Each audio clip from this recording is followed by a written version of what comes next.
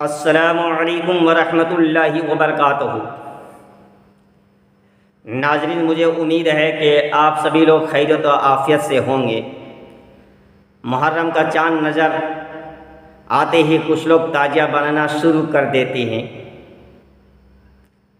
آئیے اس تاجیہ کی کیا حقیقت ہے، آپ لوگ مفتی شمس الدین مکرانہ کی زبان سے سماعت فرمائیے اور اس پر عمل کرنے کی کوشش کریں۔ کمال کا شاطرانہ کمال کی چال چلی شیعوں نے۔ میں پوری ذمہ داری کے ساتھ عرض کر رہا ہوں، پورے ایران میں کہیں تعزیہ نہیں رکھا جاتا، پورے ایران میں کہیں تعزیہ نہیں رکھا جاتا، پورے عراق میں کہیں تعزیہ نہیں رکھا جاتا۔ سن لو، ایران تو 100% لگ بھگ شیعہ شیعہ ہے، یا 99%، 99 پوائنٹ سنی ایک ہی پوائنٹ ہے وہاں تعزیہ کیوں نہیں؟ عراق میں 60 اور 40 کا حساب کتاب ہے، شیعہ 60% ہے، سنی 40% تقریباً، وہاں تعزیہ کیوں نہیں؟ خود کربلا میں نہیں، نجف میں نہیں، کوفہ اور کاظمین میں نہیں، ہندوستان کے لوگ تم کیوں پگلائے ہوئے ہو؟ تمہاری عقلیں گھاس چرنے گئی ہیں۔ پورے ملکی پیمانے پہ ہندوستان میں بے شمار مقامات کی رپورٹ میں جانتا ہوں جہاں پر شیعہ برادری کے لوگ سنیوں کو لاکھوں روپے دیتے ہیں کہ تم تعزیہ بناؤ، تم تعزیے کا جلوس نکالو، تم ڈھول بجاؤ۔ میں پرسنل جانتا ہوں اس بات۔ ٹانڈا میں تقریر کرنے گیا فیض آباد، تو ننھے علی اصغر سے لے کے علی اکبر تک چوک میں سب تشریف رکھتے تھے، سارے تعزیہ بابا، اور اسی چوک میں میری تقریر، سارے تعزیہ تشریف فرما ہے اور تقریر میری اسی چوک میں۔ جو میں نے تقریر شروع کی وہاں پر دھجیاں بے کر کے رکھ دی میں نے قاعدے سے۔ 2-4 مولوی جو اس محلے کے تھے اسٹیج چھوڑ کے ڈر کے مارے بھاگ گئے، یار کہ کچھ ہو نہ جائے۔ جب وہ اٹھنے لگے میں نے کہا بھائی صاحب تقریر تو میں کر رہا ہوں، آپ کیوں بھاگے جا رہے ہیں، بیٹھیے نا آپ۔ تو بعد میں مجھے یہ پتا چلا کہ شیعہ کی برادری کے لوگ سنیوں کو لاکھوں روپے دیتے ہیں کہ تم تعزیہ بناؤ۔ جو کام وہ خود نہیں کرتے ہیں وہ آپ سے کرواتے ہیں۔ اور اب معاذ اللہ مسلمان ہمارا سنی تعزیہ کے ساتھ ساتھ اب تو سینہ بھی پیٹنے لگ گیا، چھری کا ماتم بھی کرنے لگا اسی ہندوستان میں۔ نوحہ پڑھنا، مرثیہ پڑھنا اور اناپ شراب پکنا جلوس کے ساتھ نکل کر کے، یہ حالت ہو گئی ہمارے سنیوں کی۔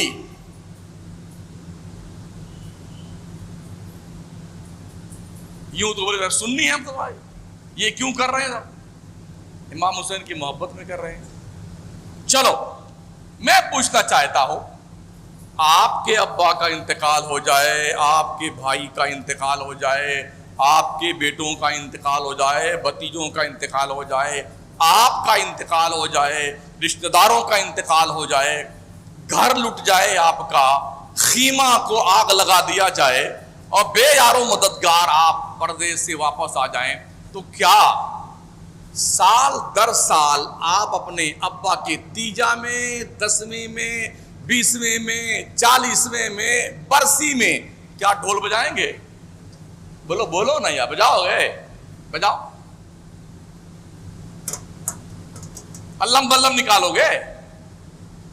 تعزیہ سجاؤ گے اپنے باپ کا؟ کیوں نہیں سجاتے ہو؟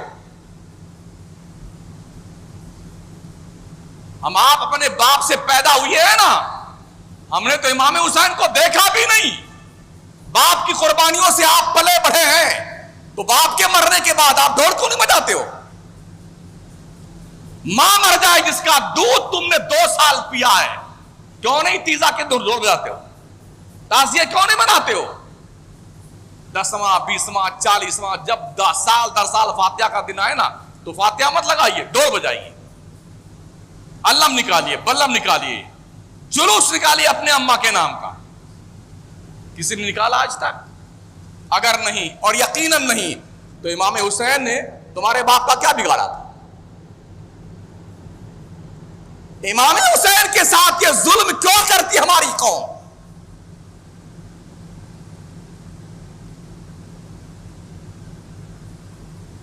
المیہ ہے، المیہ ہماری قوم کے ساتھ۔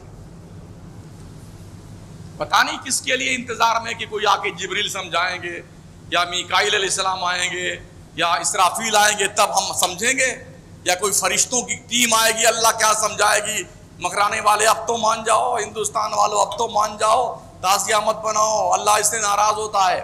شاید اس وقت کا انتظار کر رہے ہو آپ، لیکن آپ مر جاؤ گے نا تب تک نہیں آئیں گے ان میں سے کوئی بھی۔ آخر میں آئیں گے حضرت اسرائیل علیہ السلام، جناب چلیے حساب کتاب کا وقت آ گیا آپ کا، اور روح نکال کے لے کے جائیں گے۔ مصیبتوں پہ صبر کرنے کا حکم دیا گیا ہے، جب مصیبت آئے اس پہ صبر کیجیے، اور اللہ نے صابروں کے ساتھ رہنے کا وعدہ فرمایا ہے۔ یا ایھا الذین آمنوا استعینوا بالصبر والصلاۃ ان اللہ مع الصابرین، بے شک اے ایمان والو صبر اور نماز سے مدد مانگو، بے شک اللہ صبر کرنے والوں کے ساتھ میں۔ اللہ صابروں کے ساتھ ہے۔ کربلا میں تو نماز تو دونوں طرف تھی نا یار،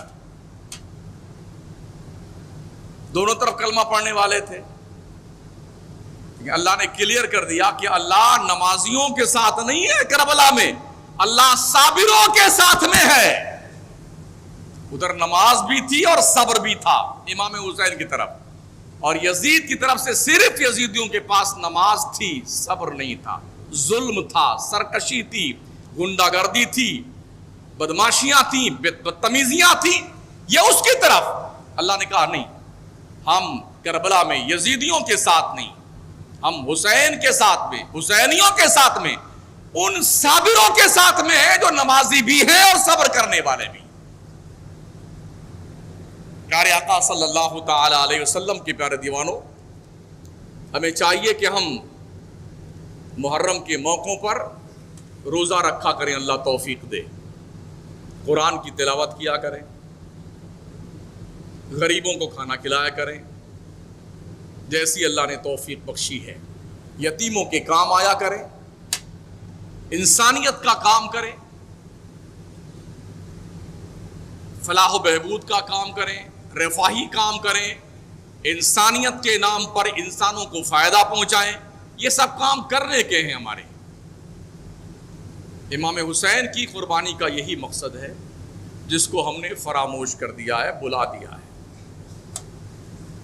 اللہ کرے ہماری عقلیں ٹھیک ہوں، ہمارے دماغ میں ڈھنگ کی روشنی پیدا ہو، اور ہمارا یہ گھناؤنا کردار پاکیزہ کردار کی شکل میں تبدیل ہو جائے، ہم حسینی بن کر رہیں، یزیدی بن کر نہیں۔ اس لیے کہ ماتم کرنا، ڈھول بجانا یہ یزیدیوں کا کام تھا۔ جب کربلا سے، کوفہ سے لٹا پیٹا قافلہ دمشق پہنچا تھا، تو دمشق میں جب پہنچا یزید کے دربار میں، اور اس نے ماحول کا رنگ دیکھا نا کہ لوگ بگڑ رہے ہیں، اب یزید کے خلاف اٹھ رہے ہیں لوگ، تو اس نے اعلان کیا وَأَقِمْنَا عَلَيْهِنَّ الْمَاتَمَ ثَلَاثَةَ أَيَّامٍ، او اہل دمشق کربلا والوں پر 3 دن کے لیے سوگ مناؤ، ماتم کرو، نوحہ کرو۔ یہ کام اس نے کیا تھا، ڈھول بجائے تھے۔ آپ بھی ڈھول بجاتے ہیں، آپ میں اس میں فرق کیا ہے؟ آپ بھی بڑی خوشیاں مناتے ہیں، آپ میں اس میں فرق کیا ہے؟ یزید میں اگر سوچ باقی ہے ہمارے پاس، صائب الرائے اگر ہم ہیں، اللہ نے ہمیں عقل سلیم دیا ہے، تو اس عقل سلیم کا مس یوز مت کیجئے، صحیح استعمال کیجئے، اور اس عقل سلیم کی روشنی میں اپنا جائزہ لیجئے. یہ جو گھناؤنا کام ہم آپ کر رہے ہیں تعزیات ڈول بازار جلوس کے نام پر, یہ کہاں تک اسلام کے دائرے میں آتا ہے؟ اپنے دل سے پوچھیے. اللہ رسول کے قانون کی پاسداری نہیں ہے تو کم از کم حسین ذی وقار سے تو شرم کھاؤ. کربلا والوں کو بھی منہ دکھانا ہے, ان سے تو حیا کیجئے. انہوں نے اس اسلام کو ہم تک پہنچانے کے لیے وہ قربانیاں دی تھی. انہوں نے یہ قرآن ہم تک پہنچانے کے لیے کربلا میں ذبح ہوئے تھے. انہوں نے یہ مسجدیں محفوظ رکھنے کے لیے کربلا میں قربانی دی تھی. ہم کیا کر رہے ہیں؟ فجر میں 1 صف, 1.25 صف, 1.5 صف. سوئیے سوئیے, سوتے رہیے, کوئی جگانے نہیں آئے گا. مسجد کا مؤذن تو چلاتا ہی بیچارہ, حی علی الصلاۃ حی علی الفلاح الصلاۃ خیر من النوم. سوتے رہیے. دیکھ لو ملکی پیمانے پہ کیا ہو رہا ہے اور آپ کے ساتھ کیا کیا جا رہا ہے. اس کا تدارک آپ کیسے کر سکتے ہیں, اس کو کیسے آپ سمجھ سکتے ہیں اور اپنے آپ کو کیسے بچا سکتے ہیں سنویدھان کی روشنی میں, یہ آپ کو سوچنے کی ضرورت ہے.